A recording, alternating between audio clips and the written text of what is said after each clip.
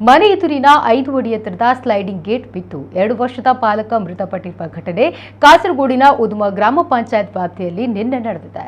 ಉದುಮ ಪಂಚಾಯತ್ನ ಪಲ್ಲಂ ತೆಕ್ಕಕರ ವಾರ್ಡ್ನ ನಿವಾಸಿ ರೈಮ ಮತ್ತು ಮಾಹಿನ್ ರಫಿ ದಂಪತಿಯ ಪುತ್ರ ಅಬು ತಾಹಿರ್ ಮೃತ ಬಾಲಕನಾಗಿದ್ದಾನೆ. ದಂಪತಿಯ ಏಕೈಕ ಮಗುವಾಗಿದ್ದ ಈ ಬಾಲಕನಿಗೆ ಮೇ ತಿಂಗಳಲ್ಲಿ 2 ವರ್ಷ ಪ್ರಾಯ ತುಂಬಿತ್ತು. ರಫಿ ಅವರು ನಾಳೆ ಅಂದರೆ ಸೆಪ್ಟೆಂಬರ್ 20ರಂದು ದುಬೈಗೆ ತಮ್ಮ ಕೆಲಸದ ಸ್ಥಳಕ್ಕೆ ಮರಳಬೇಕಿತ್ತು. ಹಾಗಾಗಿ ಅವರು ಮತ್ತು ಅವರ ಕುಟುಂಬದವರು ವಿದಾಯ ಹೇಳಲು ಮಾವನ ಮನೆಗೆ ತೆರಳಿದ್ರು. ಅಲ್ಲಿ ಇತರ 3 ಮಕ್ಕಳ ಜೊತೆ ಗೇಟ್ ಬಳಿ ಆಟವಾಡುತ್ತಿದ್ದಾಗ ಅಬು ತಾಹಿರ್ ಮೇಲೆ ಗೇಟ್ ಬಿದ್ದಿದೆ.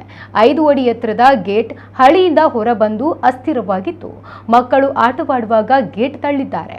ಗೇಟ್ ಬಾಲಕ ಅಬು ತಾಹಿರ್ ಮೇಲೆ ಬಿದ್ದಿದೆ ಎಂದು ಸ್ಥಳೀಯ ಪಂಚಾಯತ್ ಸದಸ್ಯರು ಮಾಹಿತಿ ನೀಡಿದ್ದಾರೆ.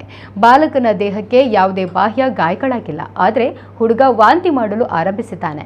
ಕೂಡಲೇ ಆತನನ್ನು ಕಾಸರಗೋಡಿನ ಖಾಸಗಿ ಆಸ್ಪತ್ರೆಗೆ ದಾಖಲಿಸಲಾಗಿದೆ. ಆದರೆ ಚಿಕಿತ್ಸೆ ಫಲಕಾರಿಯಾಗದೆ ಮೃತಪಟ್ಟಿದ್ದಾನೆ ಎಂದವರು ತಿಳಿಸಿದ್ದಾರೆ.